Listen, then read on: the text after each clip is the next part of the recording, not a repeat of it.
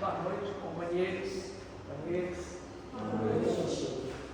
Jesus possa continuar auxiliando cada um de nós no entendimento das lições que iremos tratar.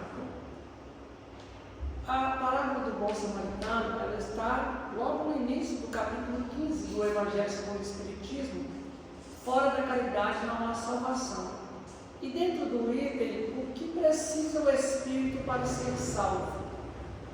Então nós temos algumas considerações para fazer, só que antes de entrar na parábola, porque todos nós já conhecemos essa parábola, só que nós precisamos entender o sentido dessa parábola, né? Quais os ensinamentos que tem lá, e com certeza, se a gente estudar esse ano, no ano que vem, daqui a 10 anos a gente estudar pela 10ª vez, sempre a gente vai tirar lições, sempre vai estar descobrindo novos ensinamentos. Porque o ensinamento de Jesus, nós vamos observar aqui, que Jesus sempre deixa para cada um de nós encontrar as suas respostas. Todas as vezes que alguém perguntou a Jesus alguma coisa, principalmente os doutores da lei, quem queria, ver se ele caía em contradição com alguma coisa, se ele ia contra o Império Romano, contra os judeus, aí o que Jesus sempre fez? Ele nunca deu uma resposta direta. Ele sempre respondeu com outra pergunta, com uma parábola, com algum ensinamento, onde a pessoa pudesse refletir e encontrar a sua própria resposta. Por que disso? Se nós formos parar para pensar, todas as vezes, vamos pegar uma passagem do Evangelho, igual essa que está aqui, vou fazer só um adiantamento. Se perguntar para qualquer um de nós que for um doutor da lei perguntou para Jesus: quem é o meu próximo? Cada um de nós, de acordo com o nosso nível de entendimento, com a nossa vivência, com a nossa experiência de vida, com a nossa maturidade espiritual, cada um vai ter uma resposta. Então Jesus não pode chegar, qualquer um de nós perguntar quem é o meu próximo. Ele não pode chegar e falar, o seu próximo é isso, é aquilo, é fulano, é tal circunstância. Ele não pode fazer isso, porque cada um de nós tem entendimento da vida. Cada um de nós vai ver de uma maneira diferente. Às vezes, dependendo da pessoa que você pergunta, a pessoa imediatamente pode falar assim, mas meu próximo é quem está mais perto de mim, é quem é da minha família, é quem é da minha religião, é quem é do meu grupo de amigos, é quem é do meu país. Cada um vai ter entendimento. Então, por isso que Jesus sempre coloca de uma maneira aonde a nossa maturidade, à medida que a gente vai evoluindo, a gente vai expandindo, vai ampliando a nossa capacidade de entendimento das questões. Talvez hoje o meu próximo pode ser um pequeno grupo de pessoas, mas daqui a um tempo, à medida que a gente vai vivenciando as nossas experiências e adquirindo essa maturidade, que é a nossa evolução, esse grupo pode ir ampliando. Hoje, qualquer um de nós, dependendo da pessoa, dependendo das circunstâncias, nós vamos ver pessoas que não são o nosso próximo. Às vezes tem aquele que é do time de futebol contrário, aquele que é do outro partido, aquele que é do outro país, aquele que é da outra cor. A gente não considera como próximo. Aquele que não é uma pessoa de bem, aquele que é um criminoso, aquele que é uma pessoa que já fez alguma coisa para mim. Tem até aqueles que um dia já foram muito próximos e hoje a gente quer que sejam mais distantes. Deixou de ser próximo. Então nós precisamos ir melhorando essa nossa percepção da vida, para poder ir adquirindo cada vez mais esse conhecimento, esse roteiro que Jesus deixou para nós. Nesses momentos que a gente consegue perceber, quando Jesus fala no Sermão da Montanha, bem-aventurados os pobres de espírito, ou seja, felizes são aqueles que estão abertos ao ensinamento. Porque quando nós nos consideramos pobres de espírito, significa que falta muita coisa para nós ainda. Que nós estamos naquela condição de aprendizado. E à medida que a gente vai vivenciando as nossas experiências, a gente vai se enriquecendo, mas sempre aberto ao aprendizado. E aí é o que nos torna felizes. Porque aqueles que já se consideram completos, que não precisam de mais nada, com certeza serão frustrados. Então, para a gente poder iniciar o nosso estudo, vamos fazer o contexto aonde a parábola foi colocada. O Haroldo Dutra trouxe isso muito claro para nós no seu, tem um vídeo no YouTube que ele trata exatamente da parábola. Então, Jesus foi a Jerusalém, passando pela Samaria, para celebrar o Pessá. Pessá, hoje, é o que a gente chama de Páscoa. O que significa a Páscoa? É o coelhinho com ovo de chocolate? Não tem nada a ver, não sei de onde tiraram isso.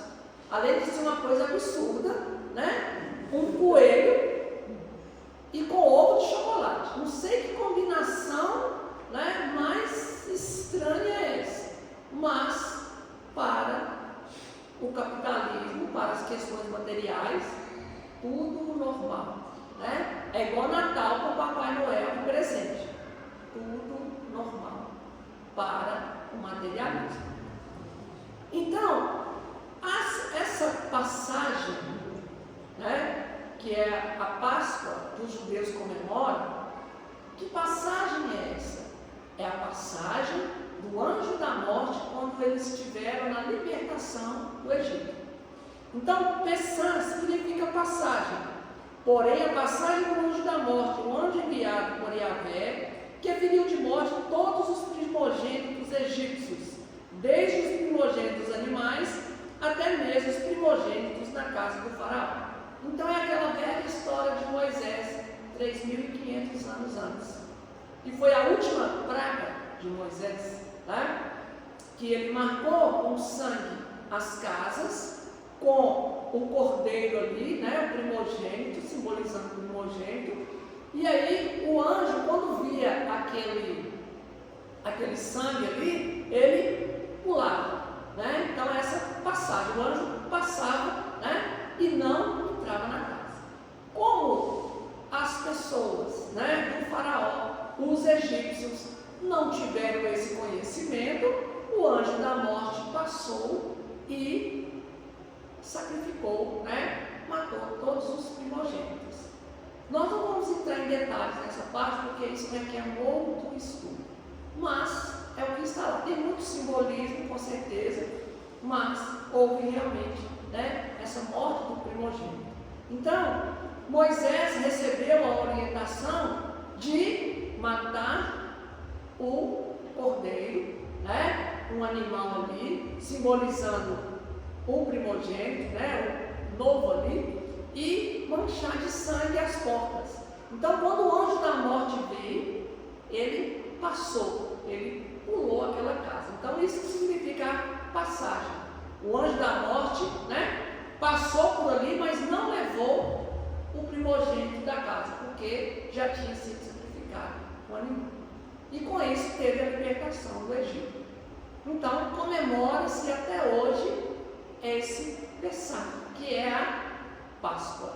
Então, Jesus estava indo até a Samaria, indo para Jerusalém, e ele tinha que passar pela Samaria, como se fosse um país, uma tribo, que era um pouco diferente dos judeus.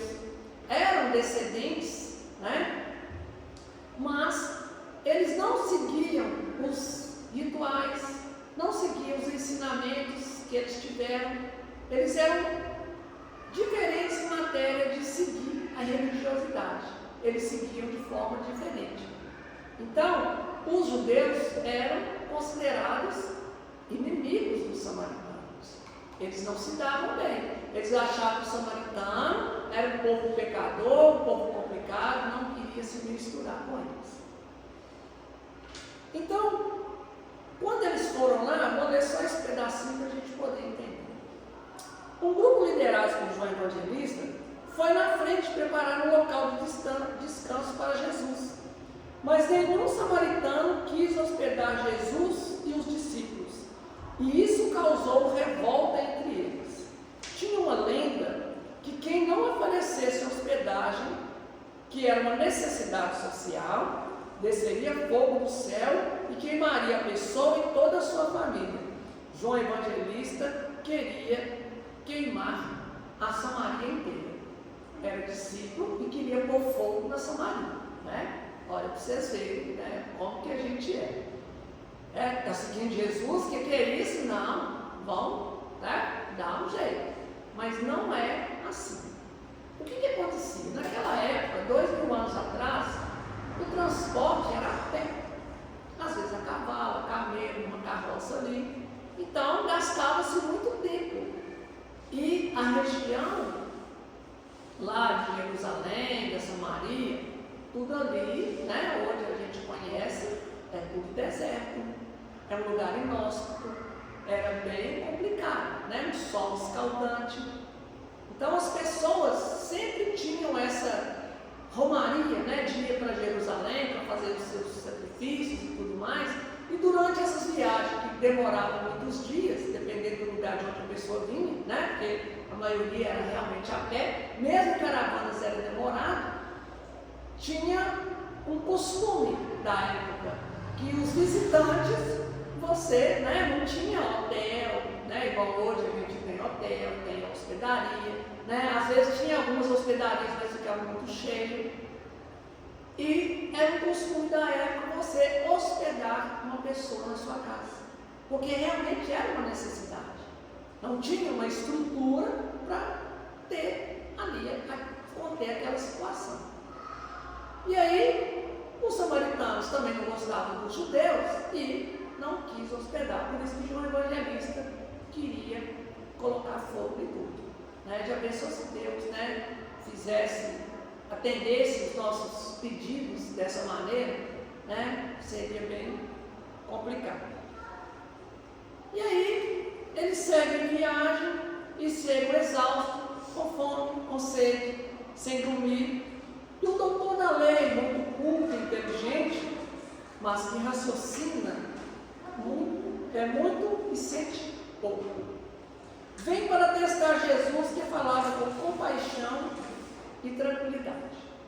Então, depois dessa viagem, próximo ali à Páscoa, um doutor da lei veio questionar Jesus. Nós vamos ver no Evangelho várias passagens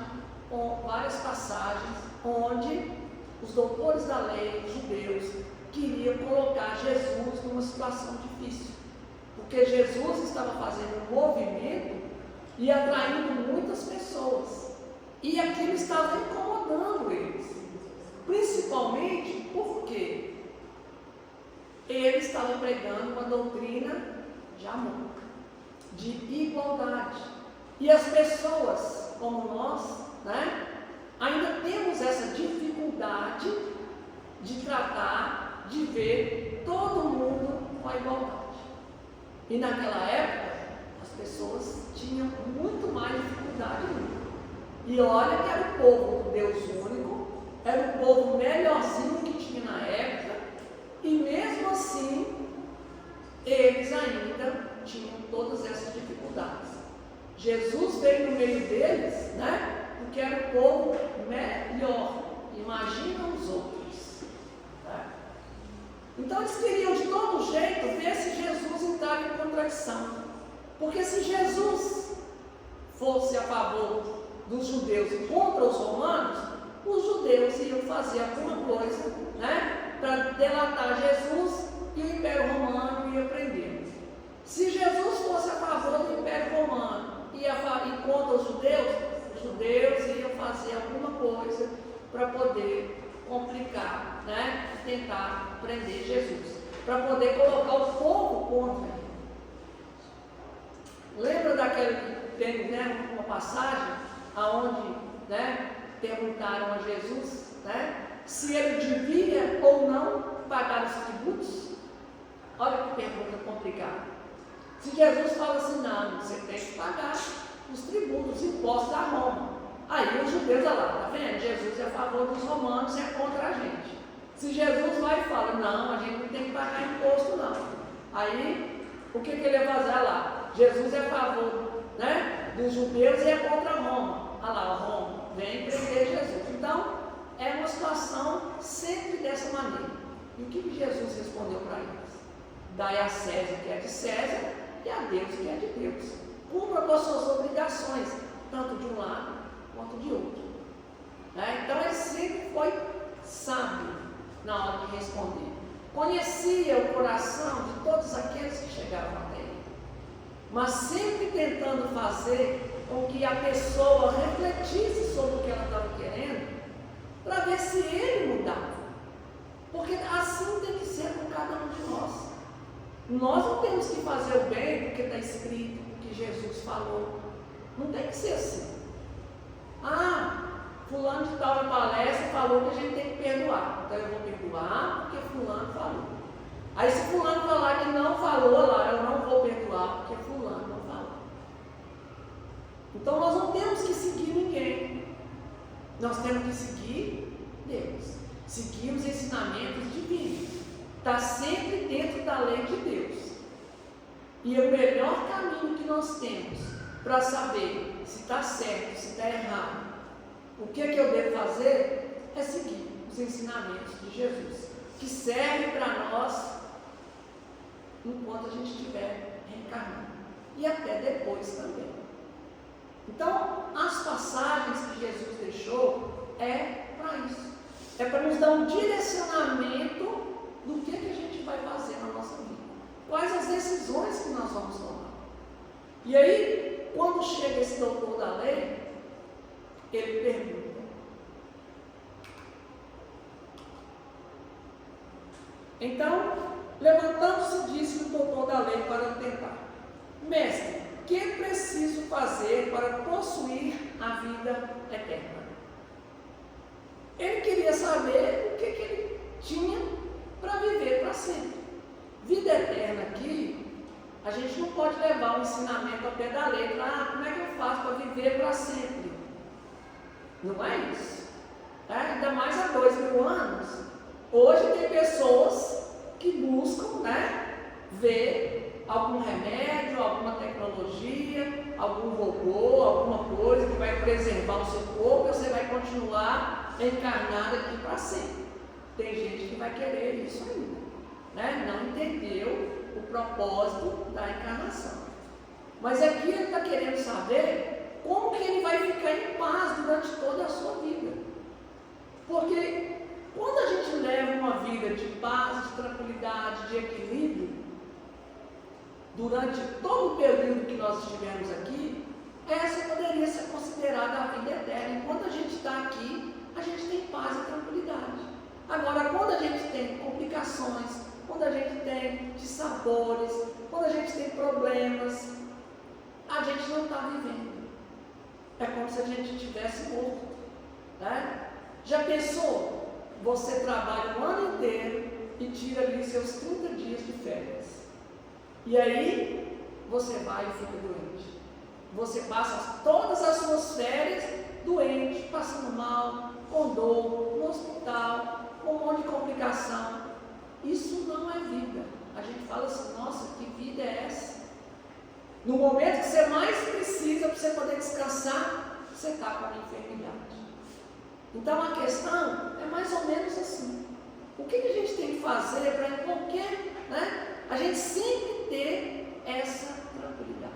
Nós sabemos, ou pelo menos a gente tenta entender que para a gente poder ter paz e tranquilidade, independe das condições sociais, de saúde, financeira, independe de tudo isso.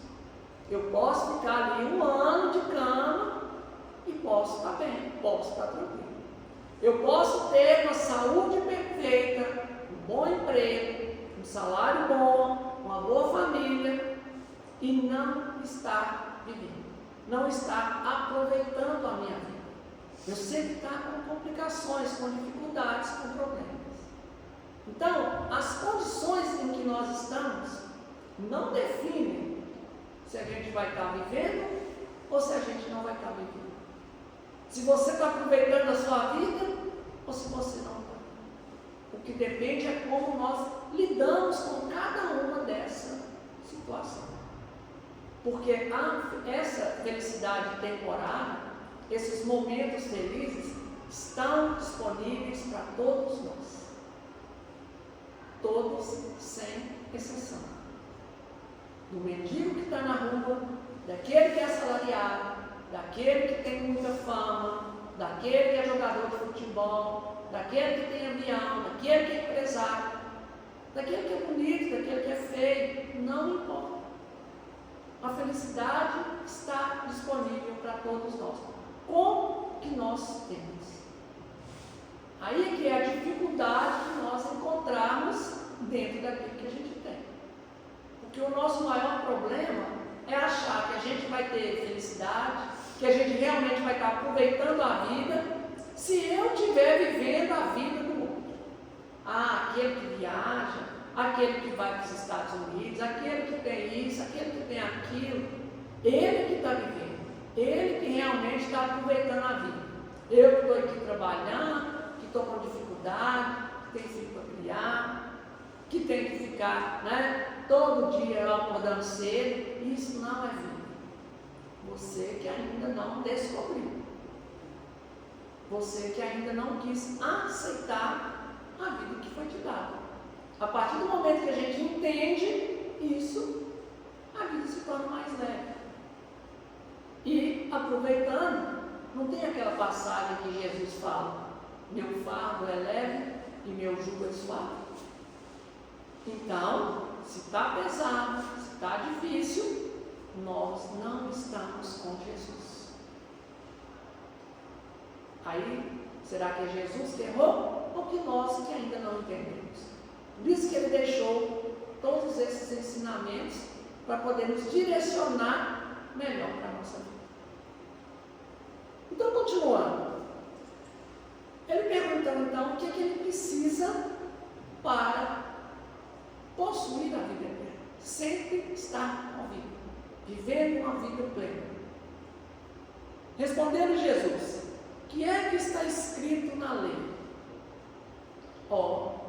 Alguém, alguma coisa já tinha definido isso. Existe uma lei divina que já veio antes de Jesus, falando para as pessoas o que elas precisam fazer. Todos têm esse conhecimento. Jesus perguntou para ele, porque sabia que ele sabia. Ainda perguntou: o que é que lês nela? Aí a gente volta lá no que eu disse no início.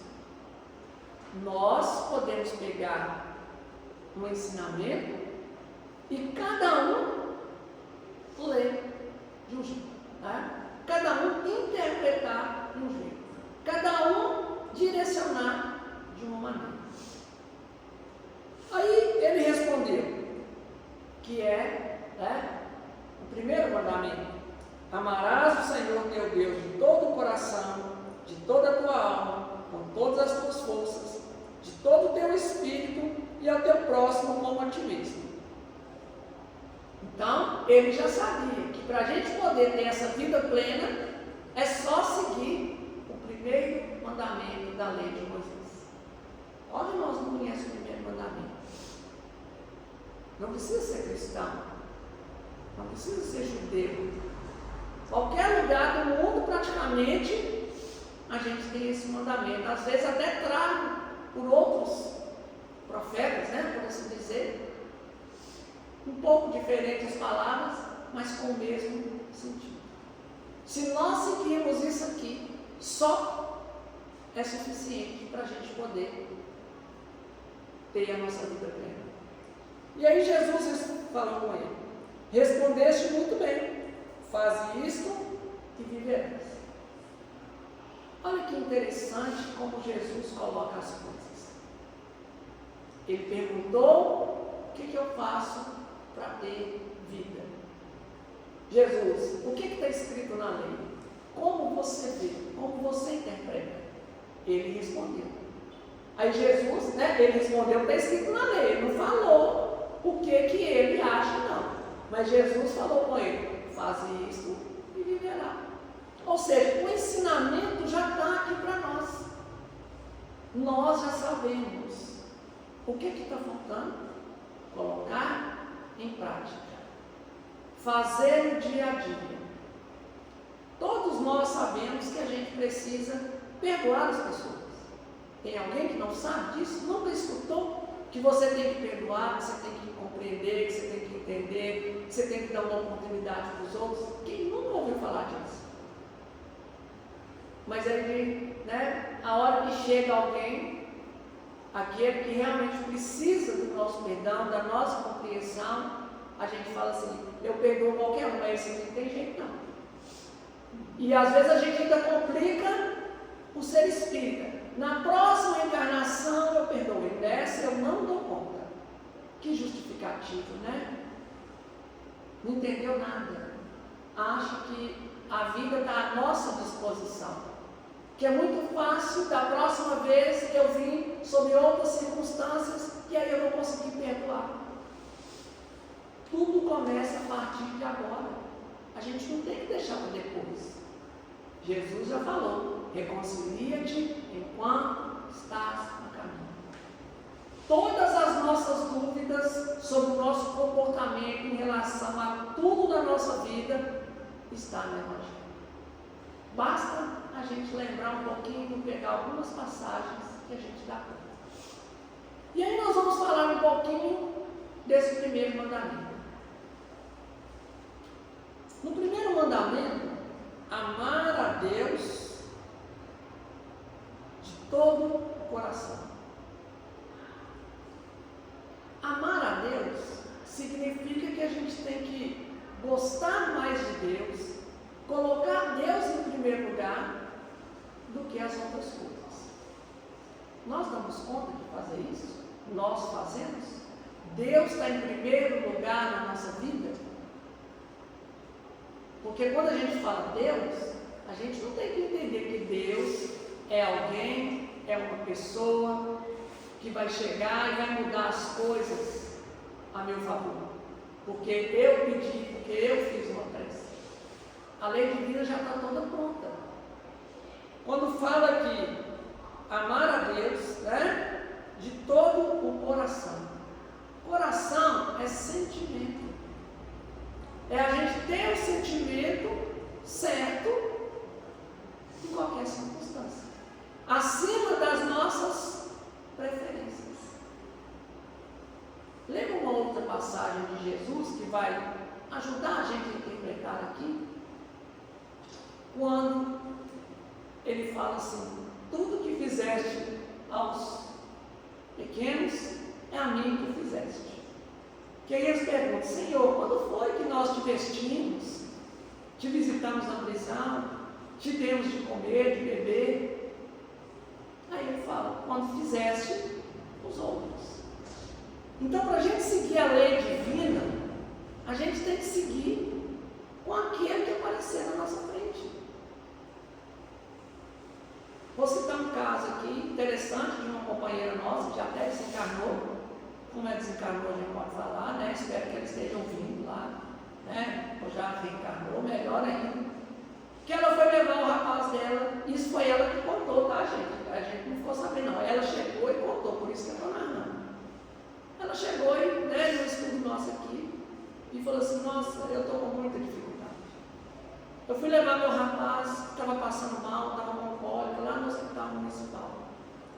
E aí, a hora que chegou lá, o rapaz dela, o menino dela, tinha 1,90m, 23 anos de idade, estava lá passando mal, ela levou no hospital, E aí, quando chegou lá,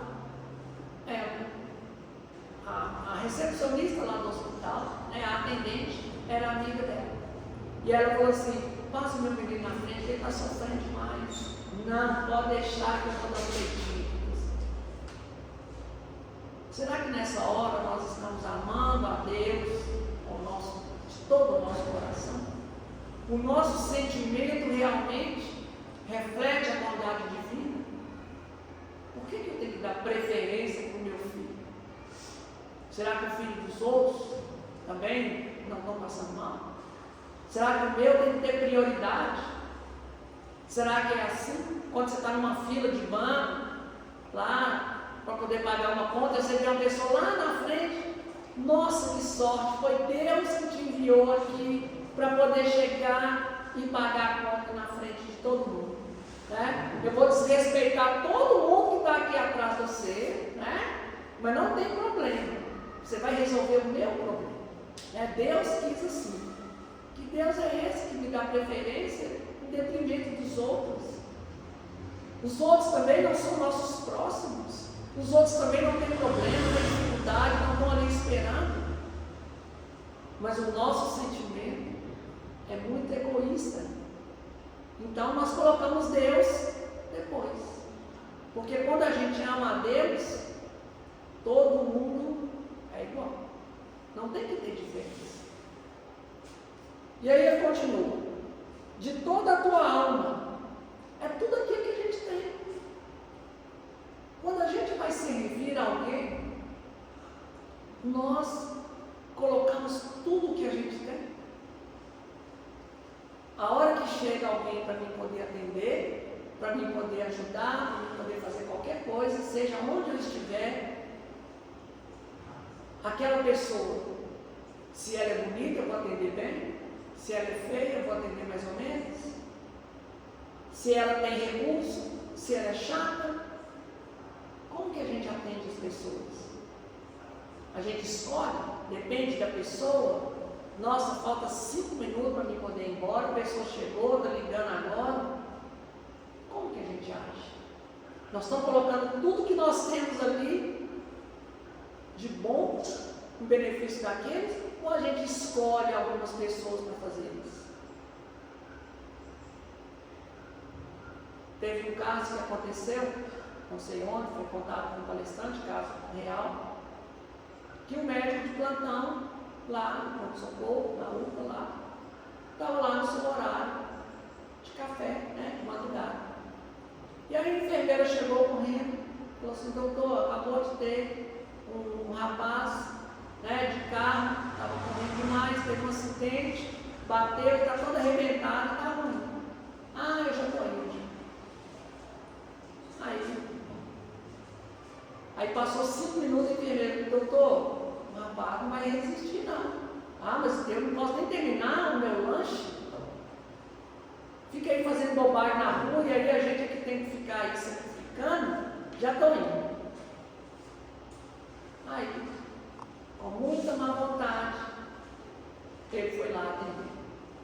Já tinha quase 10 minutos que ele tinha que atender. Quando ele estava chegando, a enfermeira falou: não teve jeito, ele faleceu. Aí eu vou lá para poder então só colocar, né? Como diz, verificar realmente o que já aconteceu e pronto para poder dar o laudo e liberar. Aí ele chegou lá quando ele descobriu. Era o filho dele. Como que a gente vai identificar quem é o nosso próximo? Se a gente não coloca Deus em primeiro lugar. Eu tenho que agir com qualquer um, em qualquer circunstância, sempre do mesmo jeito. Eu não tenho que escolher, porque Deus não escolhe ninguém. Deus trata todo mundo com igualdade. E aí ele coloca: com todas as tuas forças, tudo que nós temos de recurso. Quantas vezes a gente tem má vontade para fazer alguma coisa, porque alguém, né, depende da pessoa que está pedindo. Uma vez um colega nosso falou assim: quando você quiser alguma coisa lá na sua empresa, pede para aquele que está mais atarefado, porque ele vai fazer. Aquele que está lá folgado, tranquilo, não pede nada para ele não. Vai continuar assim. E normalmente é isso. Quem tem boa vontade, quem está trabalhando, faz as coisas sempre dá um jeito de resolver o problema de todo mundo. Aquele que tem má vontade, que é complicado, que escolhe, que tem que ter a hora, se ele está com disposição, aquele ali a gente pega as coisas, não, pode deixar que eu vou resolver. Aí chega o mês, você não resolveu não? Não deu tempo. Não deu tempo e ele não fez nada o dia inteiro. A gente conhece pessoas assim. E a gente tem que se esforçar para a gente não ser assim. Aquilo que nós tivermos, que for da nossa obrigação, pelo menos, que a gente cumpra o nosso dever. Que a gente faça. E aí, de todo o teu espírito, toda a nossa bagagem, tudo que nós temos, tudo que nós já aprendemos até hoje, nós temos que colocar à disposição. Já pensou? Né? Nós tivemos um almoço aqui semana passada, aí estava o marido com a equipe dela lá, aí ela falou assim, o almoço é para quantas pessoas? É para 200 pessoas. Então nós vamos fazer mais ou menos, porque deu pouca gente, né? Só 200, né? Só 50. Não, almoço para 1000 pessoas. Nossa, nós vamos ter que fazer um trem mais ou menos mesmo, porque 1000 pessoas é muita gente, né? Como é que nós vamos fazer o trem? Não dá, né? Não vai dar tempo, né? Vai ter que arrumar mais gente, já que é pequeno, nós vamos tocar aqui, tá bom. As pessoas estão ajudando mesmo. Será que a gente pensa assim? Você tem seu filho, aí ele perdeu nota na escola. Você perdeu nota na escola, então o arroz que eu estou fazendo, né? Eu fiquei com raiva, ele queimou, você come assim mesmo, quer saber. Aí é assim? Não pode ser assim.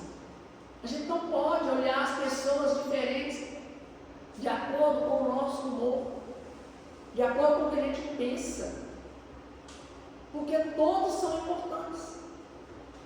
Nós não queremos ser importantes para as pessoas. Quando você chega para ser atendido, não é que você quer ser o mais importante, mas você é alguém que está ali com os mesmos direitos de qualquer um, de ser bem atendido, de receber as coisas de maneira correta. Não é assim que a gente faz? Então, ele ainda no final do primeiro mandamento, né? E ao teu próximo como a ti mesmo. Quando fala em próximo, o que nós entendemos? Porque a gente fala assim, eu quero, né? A gente tem que tratar os outros como a gente gostaria de ser tratado. Eu tenho que fazer para o outro aquilo que eu gostaria que fizesse para mim. Só que nós não podemos olhar do nosso ponto de vista. Por exemplo, é igual a gente estava conversando no dia. Você vai receber uma visita na sua casa, um amigo seu, familiar, não importa. Alguém que você gosta. Aí você gosta de café e a pessoa gosta de chá. O que você vai servir para a pessoa? Eu vou servir café. Porque como eu adoro café, né? Eu estou fazendo para o outro que eu gostaria que fizesse para mim. Não é assim não, gente. Se ele gosta de chá, eu tenho que servir para ele chá. Eu não tenho que servir café porque eu gosto. Tem hora que a gente está presente com as pessoas que a gente gostaria de ganhar, não que o outro gosta. Né? E a gente então, quando você gostou, toda vez que você encontra a pessoa, como é que está? Né? Você está cuidando direitinho? Né? Você dá um quadro para a pessoa, você pendurou aonde? Todo dia você vê, né? Vai lá e faz um carinho, porque, nossa, eu estou apaixonada com esse quadro. E você dá para o outro, mas quem gostaria de ganhar é você. Não pode ser assim, você tem que dar para o outro o que ele gostaria. Você não gostaria de receber um presente? O outro também, mas não é baseado no que você gosta, é no que ele gosta. Então tem hora que a gente confunde as coisas e acha que está fazendo o máximo. Né? Então aqui a pessoa já sabia tudo. É sempre colocar Deus em primeiro lugar. Colocar a lei divina em primeiro lugar. E quando a gente coloca Deus em primeiro lugar, a gente vai utilizar tudo o que nós temos. Nosso sentimento, nossos recursos, a nossa experiência, tudo o que nós temos. Aí, funciona. E é para quem? Para qualquer um. Porque aqui, no finalzinho, né, ele já sabia de tudo. Jesus falou, faz isso e viverá. Aí eu vou pular aqui. O Haroldo tem um pensamento interessante. Próximo não é uma coisa que você é. Próximo é uma ação que transforma você em alguém para o seu semelhante. Então a gente não tem que ficar olhando quem que é meu próximo.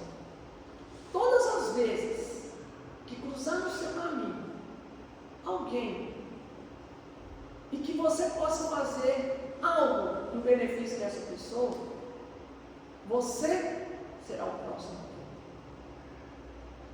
Porque eu não tenho que saber, eu não tenho que ficar escolhendo quem que é meu próximo. É a oportunidade. Porque nós não queremos ser o próximo de alguém. Imagina você, numa dificuldade, um problema, né? Seu carro apaga ali, precisa de alguém empurrar. Quem que vai ser? Você vai estar escolhendo, vai estar chamando? Ou alguém pode ver ali a dificuldade, a necessidade, e você ser o próximo? É aquele que você vai estar auxiliando. É oportunidade. Quando a gente ajuda alguém, nós não estamos fazendo favor para ninguém. Nós não estamos pegando, né? E anotando lá, ó, né? Quando eu chegar do lado de lá, eu vou levar meu caderninho aqui, eu ajudei fulano, eu fiz isso com esse plano, né? Eu fiz um tanto de coisa para os outros aqui, né? E vou mostrar lá tudo que eu fiz. Não. Todas essas pessoas que nós ajudamos, principalmente aqueles que a gente tem dificuldade, ali é a oportunidade de nós colocarmos isso aqui em funcionamento. É a oportunidade de demonstrar o meu sentimento a Deus, porque eu não vou estar escolhendo. De eu colocar os meus recursos, tudo que eu tenho, né? Tudo que eu adquiri de conhecimento, tudo em favor do outro, porque é tudo nos emprestado. Nós estamos aqui para ter a oportunidade de ajudar. É para isso. O beneficiário sou eu. Se o outro vai agradecer, se o outro vai ficar feliz, isso não importa. Então, vamos nos esforçar em ser o próximo de alguém. Perceber as dificuldades. Fazer de tudo para colocar o que nós temos ali naquela hora, naquele momento, em benefício do outro. E na maioria das vezes, nós não vamos gastar um centavo. Nós vamos gastar um conhecimento, uma boa vontade, uma informação, um sorriso, um calor humano, uma atenção, que vai fazer muito mais diferença do que às vezes você chegar e comprar e dar alguma coisa para a gente ficar livre, que normalmente, né, a gente acha que está fazendo alguma coisa para alguém, mas o beneficiário tem que ser nós. E todas as vezes que a gente ajudar e a gente ficar feliz, então realmente surtiu efeito. Mas se aquilo ali não causar em nós qualquer bem-estar, então tem alguma coisa errada. E somos nós que precisamos descobrir. Que Jesus nos abençoe.